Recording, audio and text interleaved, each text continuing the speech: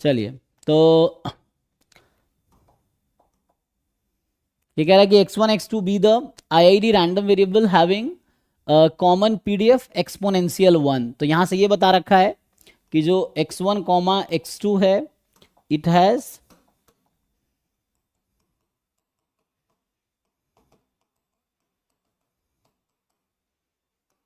ठीक है, तो ये है exponential 1। So common PDF with exponential 1 यहाँ पे आपका डिस्ट्रीब्यूशन है। सो x1 x2 is IID exponential 1, first order statistics minimum, second order statistics maximum, so which of the following statement is false। अब देखो is false पूछा है तो एक ही ऑप्शन होगा जो false होगा, है ना, ये है, क्योंकि ये सिंगल करेक्ट है ना। क्वेश्चन नंबर 1 से लेके 30 तक एग्जाम में फिक्स है कि ये MSQ है, एक ही ऑप्शन करेक्ट होना है, सिंगल ऑप्शन करेक्ट होगा, नेगेटिव मार्किंग भी है इसमें। तो क्योंकि गलत ऑप्शन चूज करोगे 1 मार्क्स वाले में 1 to 10 1 मार्क्स का है, 11 to 22 11 to 30 2 मार्क्स ईच। तो 1 to 10 में हर क्वेश्चन पे 1/3 नेगेटिव मार्किंग है, और 11 to 30 हर क्वेश्चन पे 2/3 नेगेटिव मार्किंग है। मतलब गलत होगा आंसर तुम्हारा तो 0.66 माइनस हो जाएगा, और अगर उधर 1 to 10 में एक भी गलत हुआ तो उतने जो मार्क्स आए होंगे उसमें से 0.33 माइनस हो जाएगा, ये है। सो x1 x2 IID एक्सपोनेंशियल 1 है, ठीक है। एंड सो वैसे तो हम थ्योरम से जानते हैं ये एक्सपोनेंशियल 1 है ना, तो हालांकि डायरेक्टली थ्योरम, लेकिन हमें क्या देखना है अभी, तो पूछा है कौन सा फॉल्स है, तो कैसे भी काम कर सकते हो। तो यहाँ पे एक तो मुझे ये पता है कि जो x1 माइनस x2 है इसका क्या डिस्ट्रीब्यूशन होता है, x2 माइनस x1 का होगा इसमें एक्सपोनेंशियल 1। Double exponential Laplace. जब ये आइडेंटिकली डिस्ट्रीब्यूटेड है तो क्या प्रॉब्लम है x1 minus x2 x2 minus x1 से, अभी तो रैंडम वेरिएबल लिख रहे हैं हम, इससे कोई फर्क थोड़ी पड़ेगा। x1 minus x2 x2 minus x1, x1 minus x2 is identically distributed with x2 minus x1। so this is the double exponential और Laplace distribution. so this is a Laplace distribution होगा विथ पैरामीटर 0,1, ठीक है। तो अभी हम random variable ले रहे हैं, तो x1 माइनस x2 लो या x2 minus x1 low, it will have distribution Laplace 0,1। और अब अगर इसको ध्यान से देखें, अभी कल ही मैंने बताया था कि second order statistics minus first order statistics, जो 2024 में जो बाइनोमियल वाला क्वेश्चन था, यू भी वाला, यू था मैक्सिमम या मिनिमम, जो भी यू मिनिमम था वी मैक्सिमम था, तो उसमें हमने ये अप्रोच यूज किए थे। तो वी माइनस यू किसके इक्वल आया था वहां पे, मॉड x माइनस वाई। सो यहाँ भी सेम ही चीज है, क्योंकि दो रैंडम वेरिएबल है, क्योंकि उस क्वेश्चन से बाइनोमियल से कोई रिलेशन नहीं था इसका। तो यहाँ पे भी सेम सिचुएशन है कि एक्चुअली है क्या कि x2 है मैक्सिमम दोनों का, x1 मिनिमम दोनों का। तो जब मैक्सिमम टू रैंडम वेरिएबल की बात करें तो मैक्सिमम माइनस मिनिमम का फॉर्मूला लगा लोगे तब भी, तो ये आएगा मॉड, आप x1 माइनस x2 कर लो या x2 माइनस x1 कर लो, कोई दिक्कत नहीं है।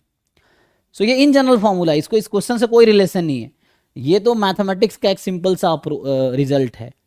तुम फॉर्मूला भी जानते हो कि मैक्स ऑफ, जो कल लास्ट क्लास में लिखाए थे, मैक्स ऑफ x1 x2 का, मीन ऑफ x1 x2 का, दोनों को ऐड सब्ट्रैक्ट करके सिंप्लीफाई कर लो, तो वहां से आ जाएगा मॉड x1 माइनस x2 आ जाएगा आपके पास। अब यह है कि जब x1 माइनस x2 लाप्लास है, सो मॉड x1 माइनस x2 का डिस्ट्रीब्यूशन क्या होता है, एक्सपोनेंशियल। वापस एक्सपोनेंशियल में आ जाता है ना। So it will again come into exponential 1। ये थ्योरम है, तुम जस्टिफाई कर सकते हो, पीडीएफ लिख लो इसका, पीडीएफ, इसका पीडीएफ क्या आएगा 1/2 e की पावर माइनस में मॉड x, और x बिलोंग्स टू r, है ना। तो उसको सिंप्लीफाई करोगे तो वापस ये मॉड लोगे तो ये आ जाए एक्सपोनेंशियल 1। तो यहाँ से क्या है, जैसे ये बात कर रहा है x2 माइनस x1, ठीक है। तो अभी हम यहाँ तक पहुँच चुके हैं, है ना, this is actually x2 minus x1। अब यह है एक्सपोनेंशियल 1, इसको जब 2 से मल्टीप्लाई करेंगे, x2 माइनस x1 को जब हम 2 से मल्टीप्लाई करेंगे तो क्या डिस्ट्रीब्यूशन आएगा, का स्क्वायर 2। तो एक्सपोनेंशियल 1 है ना, तो उसका मीन अभी 1 है, और जब 2 मल्टीप्लाई करोगे मीन 2 हो जाएगी, ठीक है। तो एक्सपोनेंशियल 1/2, या this is identically distributed with chi square with 2 degree of freedom, ठीक है। तो exponential 1/2 is identically distributed with chi square with 2 degree of freedom. So यहां से आपके पास क्या आया, so you have this random variable has chi square 2 distribution, और ये क्या बोल रहा है काई स्क्वायर 2, तो ये तो ट्रू स्टेटमेंट है, हमें फॉल्स चुनना है, ठीक है ना, तो हमें चुनना है फॉल्स। अब ये बोल रहा था x1 फर्स्ट ऑर्डर स्टैटिस्टिक्स का एक्सपेक्टेशन हाफ आएगा, तो वैसे भी हम देख सकते हैं कि जो फर्स्ट ऑर्डर स्टैटिस्टिक है, आई थिंक इसका थ्योरम भी है एक्सपोनेंशियल में, और अगर थ्योरम याद है ठीक है, नहीं है तो वैसे कर लो। इसका मतलब वो लगा सकते हो ना तुम, हम लोग क्या कर सकते हैं, ये जो x1 है ये क्या है यहाँ पे, x1 का मतलब क्या है, minimum of x1 comma x2, और इसका फॉर्मूला भी है लास्ट क्लास में जो लिखा था। एक्सपोनेंशियल में है ना, वो ऐड हो जाता है उसका सो पैरामीटर, क्या हो जाएगा, पैरामीटर ऐड हो जाएगा मिनिमम हाँ में। तो वैसे भी कर सकते हो है ना, एक तो ये भी है, यहाँ से भी तुम चाहो तो एक तो इससे यूज कर सकते हो, ये डायरेक्टली थ्योरम है कि एक्सपोनेंशियल लैम्डा 1 प्लस लैम्डा 2 है ना, x1 x2 जो है एक्सपोनेंशियल लैम्डा है दोनों, तो पैरा रेट ऐड हो जाएगा ना, तो रेट यहाँ पे क्या है x1 x2 दोनों आईडी थे एक्सपोने, ये 2 हो जाएगा, या यहाँ से भी निकालोगे अगर इस फॉर्मूले को यूज करना चाहो तो बात बराबर है, वही चीज़ है। तो यहाँ से expectation of first order exponential rate 2 है, तो मीन कितना होगा 1/2, और चाहो तो यही चीज़ तुम यहाँ से भी जस्टिफाई कर सकते हो इस फॉर्मूले से, दोनों तरफ एक्सपेक्टेशन लगा दो, तो यहाँ से 1 + 1 है ना, यही था। अब ये क्या निकल के आया था, ये तो डबल एक्सपोनेंशियल मोड लगा के एक्सपोनेंशियल ही हो गया था, तो 1 + 1 - 1, तो 3 मतलब सॉरी 1 + 1 - 1 तो 1/2 ही आ गया तब भी, तो कैसे भी कर सकते हो। तो यहाँ से जो है कि ये भी ट्रू स्टेटमेंट है, तो यहाँ तक बी और सी तो ट्रू स्टेटमेंट निकला। अब बचा है A and D, so A and D की बात करना है, देखो सो नाउ ए जो है, तो मैं डी पहले सॉल्व करता हूँ, ठीक है। सो डी में कई सारे अप्रोच है, या तो तुम एक first order statistics second order statistics का जॉइंट पीडीएफ लिख लो, फिर उससे आ जाएगा, एक तरीका है। दूसरा तरीका है कि हम टोटल प्रोबेबिलिटी यूज़ करें, ब्रेक करके इसको 2 पार्ट में। सो दोनों ऑप्शन है ना, एक तो है टोटल प्रोबेबिलिटी से, एक है जॉइंट पीडीएफ से। जैसे एक फॉर्मूला होता है फर्स्ट ऑर्डर स्टैटिस्टिक्स और nth ऑर्डर स्टैटिस्टिक का इन जनरल पीडीएफ क्या होता है किसी भी क्वेश्चन में, तो ये आई थिंक n × n-1 क्या रहता है, CDF of x in variable y minus CDF of x in variable x, इसकी पावर कितनी होती है, तो यहाँ पे कैंसिल क्या हुआ है n-2 फैक्टोरियल ना, तो ये आता है n-2 PDF of x in variable x PDF of x in variable y। ये इन जनरल फॉर्मूला है joint PDF of first order statistics and nth order statistic का, तो एक ये अप्रोच है। तो यहाँ अगर तुम n की जगह 2 रख दो है ना, क्योंकि फर्स्ट और सेकेंड ऑर्डर स्टैटिस्टिक्स का चाहिए, तो एक अप्रोच ये है कि हम क्या कर सकते हैं, फर्स्ट और सेकेंड ऑर्डर स्टैटिस्टिक का ये फाइंड कर ले, तो क्या आएगा, n की जगह 2 रख दो, तो 2 × 1 2 रहेगा, और हमारा सैंपल कहाँ से आ रहा है, यूनिफॉर्म एक्सपोनेंशियल 1 से, नहीं x1 x2 एक्सपोनेंशियल 1 है, तो एक्सपोनेंशियल में CDF क्या होता है 1 - e की पावर, तो एक्सपोनेंशियल 1 है ना, तो e की पावर -y, तो 1 - e की पावर -y, ये होगा 1 - e की पावर -x, 1 1 तो खत्म हो जाएगा, तो e की पावर -x माइनस e की पावर -y, n को अच्छा n को तो 2 ही रखना है, तो गायब ही हो गया है ना, n को 2 रखना है ना, तो वो तो गायब हो जाएगा। सो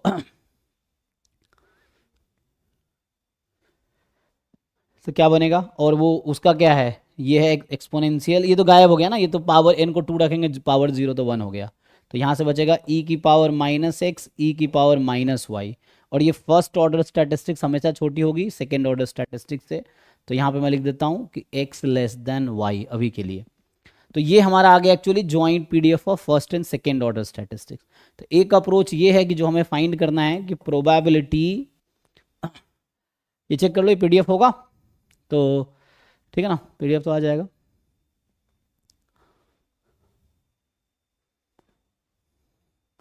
तो यहाँ से अब चाहिए 3x1 लेस देन x2, तो अब मुझे चाहिए 3 time first order statistics less than second order statistic.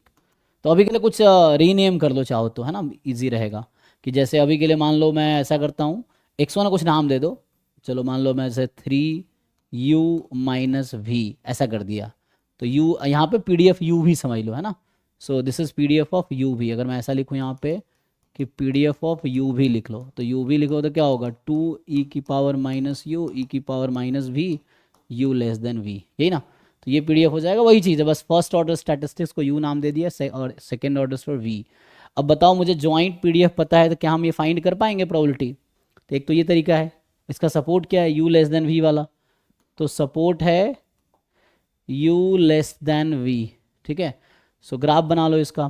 तो अभी अगर ये जो सैम्पल स्पेस है इसका ग्राफ बनाओगे, मान लो u axis v axis, so ये ग्राफ है u is equal to v का। अब u लेस देन v, तो ये वाला रीजन आएगा, है ना, चेक करो भाई। सो v मोर देन u है ना, तो ये है सैम्पल स्पेस। अभी अब क्या करोगे आप इस वाले पार्ट में, ठीक है,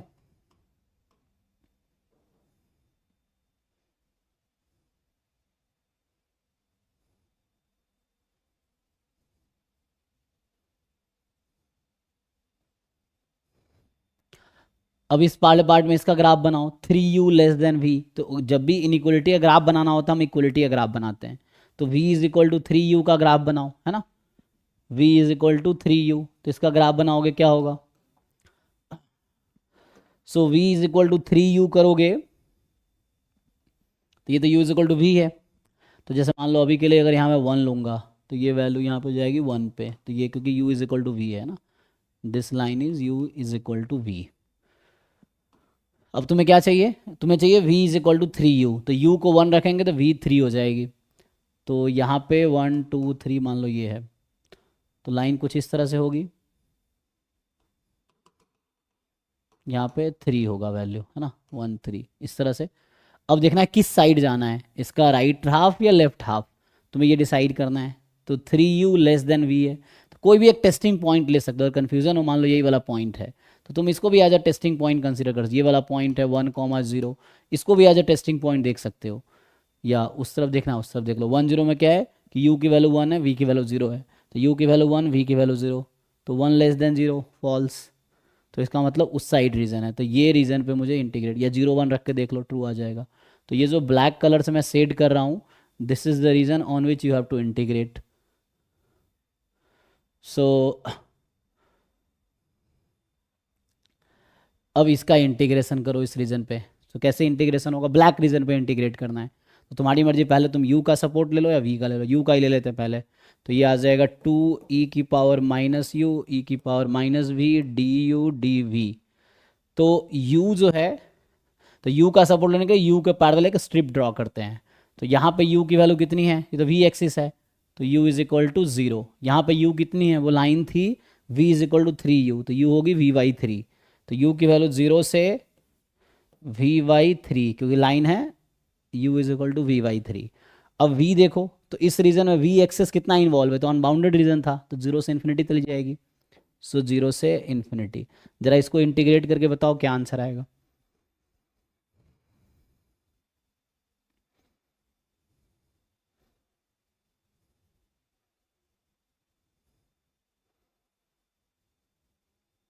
टू बाई थ्री। सो ये आंसर आ गया 2/3। अच्छा, तो ये एक मेथड हुआ, ये हमने ज्वाइंट PDF यूज़ किया है। इसका दूसरा मेथड भी है, ठीक है, दूसरा मेथड टोटल प्रोबेबिलिटी वाला है। सो अगर दूसरे मेथड से इसी पार्ट को हम सॉल्व करते, तो इसमें मुझे ये फाइंड करना, देखो E1 इवेंट है, मान लो x1 less than x2, E2 event है x1 मोर देन x2, ये रैंडम वेरिएबल्स हैं, ठीक। इवेंट A मेरा है वही जिसकी प्रोबेबिलिटी निकालनी है, 3 time first order statistic less than second order statistics, यही है। तो ये मेरा इवेंट A है। अब यहाँ क्या करेंगे, हम लगाएंगे, हमें चाहिए प्रोबेबिलिटी ऑफ इवेंट A, तो तुम थ्योरम ऑफ टोटल प्रोबेबिलिटी लगाओ। तो यहाँ से probability of E1 into A given E1, है ना, plus probability of E2 into A given E2, या तो ये कर लो या अलग अलग भी कर सकते हो। अलग अलग मतलब ये है कि इंस्टीड ऑफ राइटिंग दिस आप ये यूज़ करो, ज़्यादा बेटर रहेगा। बट उसका 3/2 आ रहा है, पर कितना आ रहा है? प्रोबेबिलिटी 1 से ज़्यादा कैसे हो जाएगा? हाँ तुम चेक करो ना कैसे करोगे आप। 3/2।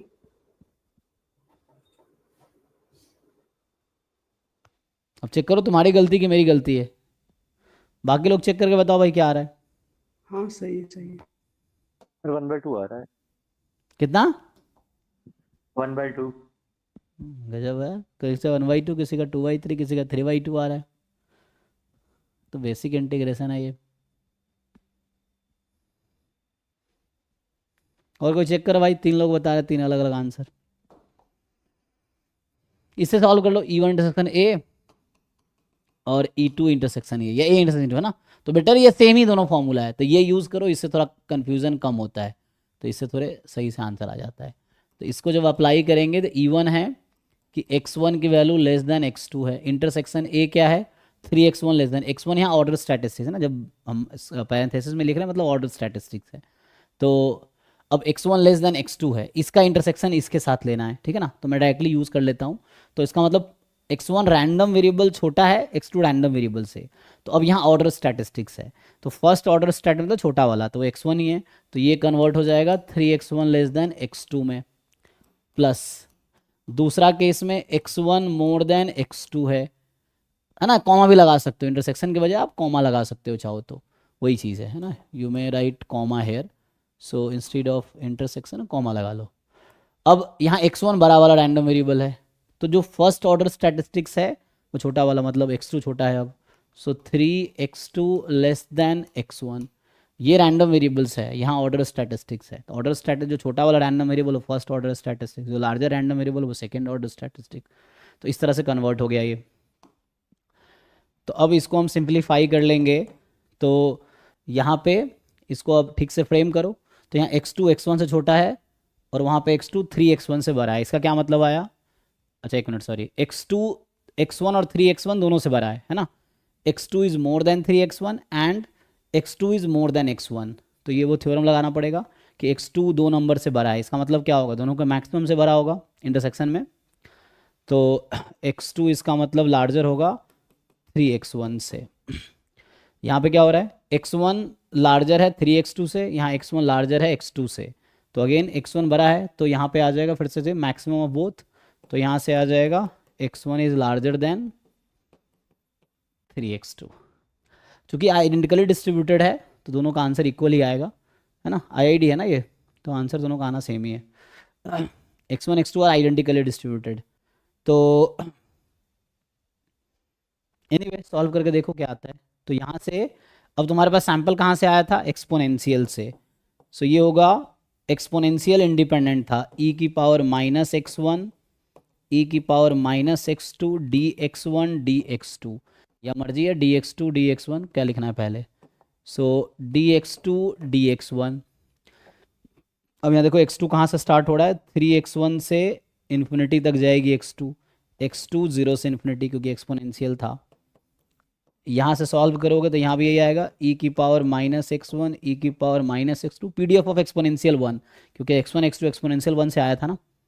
तो यहाँ से आ जाएगा, ठीक है। सो तो यहाँ से क्या आ जाएगा कि d किसी का लिमिट ले लो चाहो तो dx2 लिखना, dx2 x1 लिख देता हूँ, dx1 dx2। तो x1 की लिमिट यहाँ 3x2 से स्टार्ट होके इन्फिनिटी तक जाएगी। ग्राफ बना लो चाहो तो, तुम्हें अगर समझ नहीं आ रहा होगा तो। यहाँ पे हमारा सपोर्ट ये है अभी ज्वाइंट x1, क्योंकि x1 एक्सपोनेंशियल 1 था, तो 0 से इन्फिनिटी, x2 एक्सपोनेंशियल 1 0 से इन्फिनिटी, कोई रेस्ट्रिक्शन नहीं है। तो x1 x2 रैंडम वेरिएबल का सपोर्ट ये है फर्स्ट क्वाड्रेंट, ठीक है ना। फर्स्ट क्वाड्रेंट में तुम ग्राफ बना के, जैसे दोनों का सेम ही आंसर, जो आंसर इसका आएगा वही आंसर इसका आएगा। अब इसको इंटीग्रेट करके देखो कितना आता है। अब ठीक से इंटीग्रेशन नहीं करोगे तो एग्जाम में भी गलत आंसर आएगा, तो एग्जाम में भी तुम्हारे मार्क्स कट सकते हैं। लेकिन आंसर तो सेम होना चाहिए ना दोनों अप्रोच। जी सेम ही होगा, ऑब्वियसली सेम होगा। 1/2 ही है। सॉल्व करके देख लो, तुक्का नहीं लगाओ। तो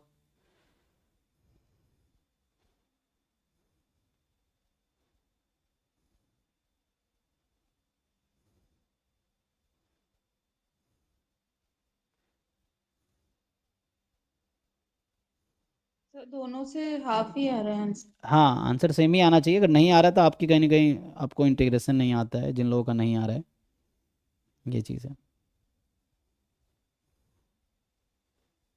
अब इंटीग्रेशन तो करोगे तो आएगा, है ना, ट्राई करके देखो।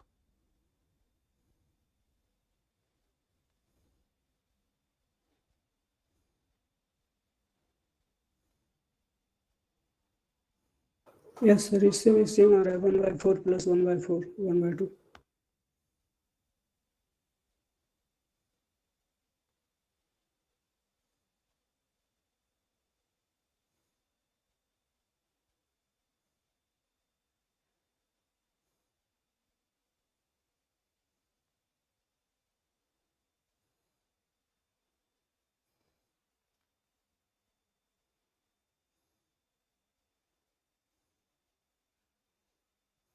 एक मिनट, ये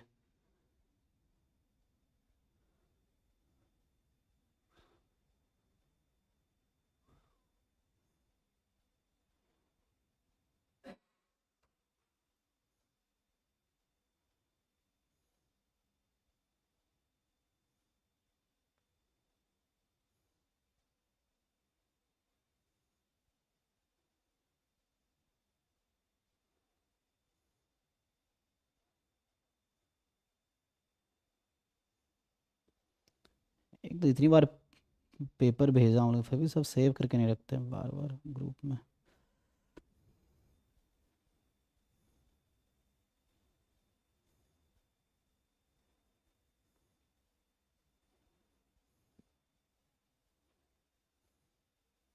ठीक है भाई, सब लोग कन्विंस्ड हैं? तो टोटल आंसर 1/2 आएगा यहाँ से भी और यहाँ से भी। ठीक से इंटीग्रेशन करो, क्योंकि मेथड कोई भी लगाओगे आंसर थोड़ी बदलेगा, आंसर तो सेम ही रहेगा। तो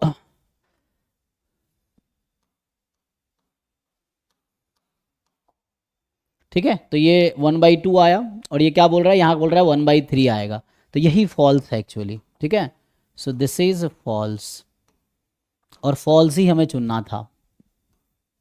ठीक, अब बचता है ए ऑप्शन। तो ए में देख लो क्या कर सकते हो। बहुत तरीके से कर सकते हैं हाँ डी ऑप्शन को। अगर x2 बोथ साइड से माइनस कर दे तो हाँ, कर सकते हो, तो वैसा बन जाएगा। हाँ, कर सकते हैं। तो x2 माइनस कर दोगे तो क्या बनेगा बताओ।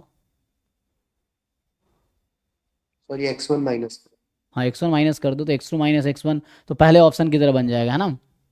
जी सर। तो हाँ, तो उससे भी हो जाएगा। तो यहाँ पे क्या आएगा अब 2x1, तो फर्स्ट ऑर्डर स्टैटिस्टिक्स कितना था, अगर वैसे देखेंगे जो फर्स्ट ऑर्डर स्टैटिस्टिक है वो एक्सपोनेंशियल 1 एक्सपोनेंशियल 1 एक्सपोनेंशियल 2 हो गया। एक्सपोनेंशियल 2, तो एक्सपोनेंशियल 2 हो गया, और 2x1 है। तो एक काम करते हैं हम लोग, नीचे तो ये हमने बना रखा ना, ये का स्क्वायर 2 है, तो 2 टाइम करो इसमें। तो ये जो लिख रखा है ए ऑप्शन में, इसको 2 से मल्टीप्लाई करो, तो 4x1 upon 2 time x2 minus x1। तो ये जो 4x1 है ये क्या बनाएगा, तो x1 तो एक्सपोनेंशियल 2 था, एक्सपोनेंशियल 2 का स्क्वायर 2 नहीं होगा, है ना, एक्सपोनेंशियल 2 का मीन हाफ होता है। तो एक्सपोनेंशियल 1/2 इज का स्क्वायर 2, ठीक है। तो यहाँ पे बन जाएगा। सो 4x1 जो होगा ना, देखो यहाँ से अभी ये लिख रखा था मैंने, वो तो का स्क्वायर होगा 4x1। सो x1 इज जो एक्सपोनेंशियल 1 + 1 2 है, तो जो 4x1 आपको मिलेगा एंड दैट विल बी, है ना, 4x1 इज, ये आ जाएगा एक्सपोनेंशियल, तो 2 डिवाइड हो जाएगा 4 से, सो 1/2 एंड विच इज काई स्क्वायर 2। तो 4 टाइम x1 इज काई स्क्वायर 2। तो यहाँ से ये मिलेगा आपको काई स्क्वायर 2 अपॉन, और यहाँ से ये स्पेसिंग का कॉन्सेप्ट ये इंडिपेंडेंट होगा, first order statistic and second order statistics minus first order statistics, ये दोनों इंडिपेंडेंट होगा। ये तुम्हें प्रूव करके भी देख सकते हो। तो उसके लिए कैसे करोगे, जैकोबियन वाला मेथड यूज करना पड़ेगा। मान लो u है x2 माइनस x1, v है x1, तो u v का ज्वाइंट निकालेंगे और फिर यू वी के ज्वाइंट से यू का मार्जिनल, वी का मार्जिनल, फिर यू वी के मार्जिनल को मल्टीप्लाई करोगे तो यू वी के ज्वाइंट के इक्वल आएगा। तो मतलब प्रूफ किया जा सकता है ये दोनों इंडिपेंडेंट होंगे। तो ये है काई स्क्वायर 2 और डिनोमिनेटर में जो है कितना है, ये था ना डिनोमिनेटर, ये ये भी का एक का 2 है। ये भी डिनोमिनेटर में ही है। तो यहाँ से आ जाएगा काई स्क्वायर 2। अब इसको हम 2 से अपनी मर्जी से डिवाइड कर देते हैं ताकि थ्योरम बन जाए। तो कितना हो जाएगा F22, है ना। सो ये F22 आ गया। तो ये इंडिपेंडेंट होगा, फर्स्ट ऑर्डर से प्रूव कर सकते हो। ये थ्योरम है, स्पेसिंग का एक कॉन्सेप्ट आता है, इसका भी डिस्ट्रीब्यूशन डायरेक्ट है, इसमें एक्सपोनेंशियल में भी डायरेक्ट भी है। हमने तो ऐसे डबल एक्सपोनेंशियल इससे लाए हैं, डायरेक्ट भी इसका थ्योरम है एक्सपोनेंशियल में।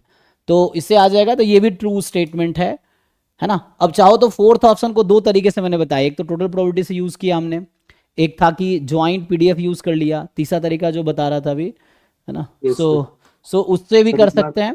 x1 माइनस कर दो बोथ तो यहाँ पे जस्ट आप ये फर्स्ट ऑप्शन बना सकते हैं। यहाँ पे अब इसको ठीक से लिखेंगे तो दोनों तरफ फर्स्ट ऑर्डर स्टैटिस्टिक्स घटा देते हैं। तो 2 time first order statistics less than second order statistics minus first order statistics. अब इसको मैं लिख सकता हूँ कि प्रोबेबिलिटी, चूंकि ये पॉजिटिव क्वांटिटी है तो हम डिवाइड कर देते हैं दोनों तरफ। तो 2 time first order statistics upon second order statistics minus first order statistics less than 0। अब ये आपका हो गया F22। सर 1 नहीं आएगा, लेस देन 1। हाँ ओ सॉरी, हाँ 1, हाँ। तो यहाँ पे डिवाइड कर रहे हैं ना, तो ये 1 आ गया। एंड यहाँ से आपका आ जाएगा F22 इज लेस देन 1। और आपको F डिस्ट्रीब्यूशन का पीडीएफ पता होगा। तो F distribution with M and degree of freedom का पीडीएफ क्लास में लिखा है, तो बुक में मिल जाएगा। उसमें M को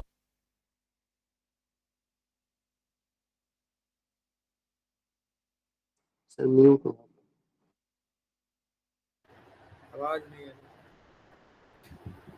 सर म्यूट हो गया। सर म्यूट हो आप।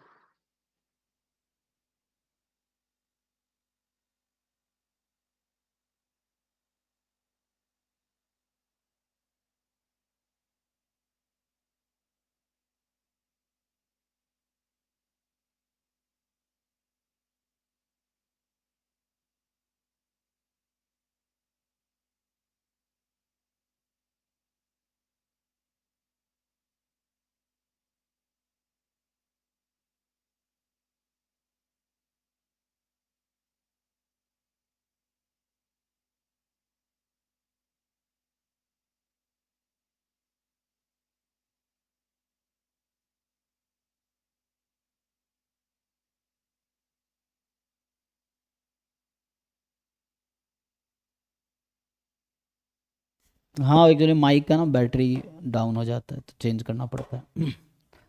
ठीक है, तो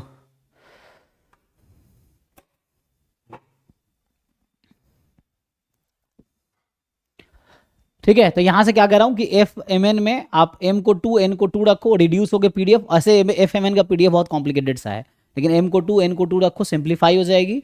जो एफ एम एन का पीडीएफ आएगा, एफ डिस्ट्रीब्यूशन का सपोर्ट क्या होता है, काई स्क्वायर का रेशियो है, पॉजिटिव होता है।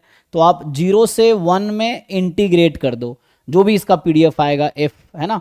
तो इसका नाम जैसे मान लो पहला ऑप्शन है कुछ रख दो, लेट से टी रख दिया अभी के लिए। तो जो भी रैंडम एफ रैंडम वेरिएबल बोल देता हूँ, इन एक्स मान लो, तो डी एक्स चेक करो, ये हाफ ही आएगा अगर वैसे हाफ आ रहा था तो ये थर्ड वे है। आंसर हर तरीके से सेम ही आना है, तो इसमें भी आंसर आपका हाफ ही आएगा। देखो, तो ये भी एक तरीका है। तो इससे भी कर सकते हो, अलग से वो नहीं करना पड़ेगा।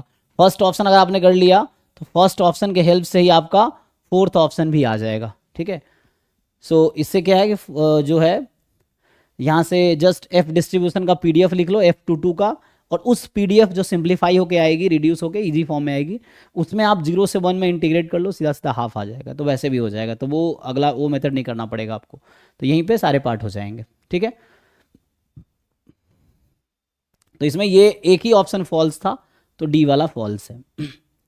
सो ये क्वेश्चन नंबर था हमारा 11, है ना, 11।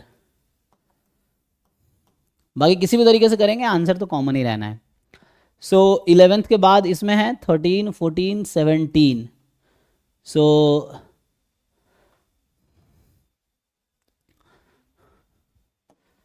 है ना। तो 11th का डी पार्ट हमने 3 डिफरेंट तरीके से किया है, बाकी एक तरीका तुम्हें ढंग से आ जाए काफ़ी है। तो